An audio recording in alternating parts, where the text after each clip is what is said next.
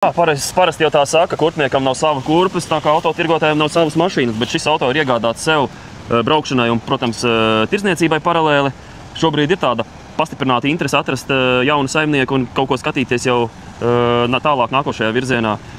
Teiksim, tā ģimenē paliek lielāka un auto varbūt šis nav maziņš, bet kaut ko varbūt plāns ir šobrīd busveidīgu iegādāties tirdziņam, kas ir paredzēts uz vietas braukšanai un pārdošanai. Labi, un ko tu vari par cipariem un aprīkojumiem pastāstīt? Aprīkojums tie ir ļoti bagātīgs, pat nekautrēšos teikt.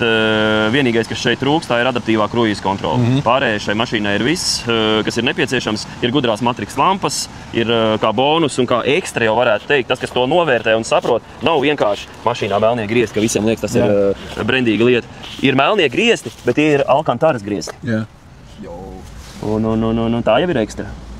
Viss pārējais klimats, digitālais panelis, atpakaļ skata kameras, līnija asistenti. Kociņš arī smuks. Jā. Šis Audi skaitās tas dārgākais koks, viņu sauc par tīkoku.